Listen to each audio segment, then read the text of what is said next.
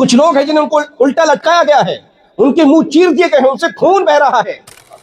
جہاں اللہ کے نبی صلی اللہ علیہ وسلم نے رمضان المبارک کے مہینے میں روزہ رکھنے والوں کے بہت سے فضائل بیان کیے ہیں، روزے کی فضیلت کو بیان کیا ہے، وہاں روزہ خوروں کے انجام کو بھی اللہ کے رسول صلی اللہ علیہ وسلم نے بیان کیا ہے۔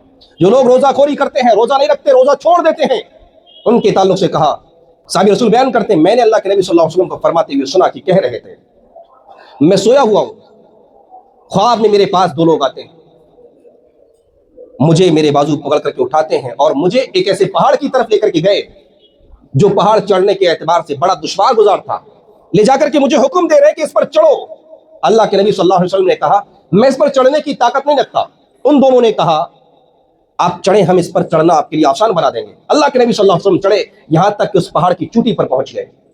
اللہ کے نبی صلی اللہ علیہ وسلم نے وہاں چیخو پکار کی آواز سنی، پوچھا ان لوگوں سے یہ کون ہیں، کیا ہے یہ؟ انہیں جواب ملتا ہے یہ جہنمی لوگوں کی آہو بقا ہے، یہ چیخو پکار ہے ان کی۔ معاملہ بڑا پیچیدہ ہے، ہم سمجھتے نہیں ہیں۔ اللہ کے نبی صلی اللہ علیہ وسلم ذرا اور آگے بڑھے۔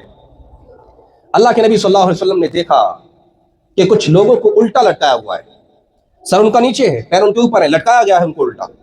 ان کی یہ گلفرے جن کو ہم باچے کہتے ہیں یہ چیر دی گئی ہیں، یہ جو دو حصے ہوتے ہیں منہ کے یہ چیر دیے گئے ہیں، ان سے خون بہ رہا ہے۔ ذرا سوچئے، اللہ کے نبی صلی اللہ علیہ وسلم مشاہدہ کر رہے ہیں، کچھ لوگ ہیں جنہیں ان کو الٹا لٹکایا گیا ہے، ان کے منہ چیر دیے گئے ہیں، ان سے خون بہ رہا ہے۔ اللہ کے نبی صلی اللہ علیہ وسلم نے پوچھا یہ کون لوگ ہیں، آخر ان کے ساتھ یہ ماجرا کیوں کیا جا رہا ہے؟ جواب ملتا ہے یہ وہ لوگ ہیں جو رمضان المبارک کے مہینے میں روزے کے درمیان کھایا پیا کرتے تھے، یعنی روزہ چھوڑ دیا کرتے تھے۔ اللہ ہم سب کو محفوظ فرمائے۔ آج لوگ سمجھتے نہیں ہیں، ذرا ذرا سی بات پر روزہ چھوڑے ہوئے ہیں۔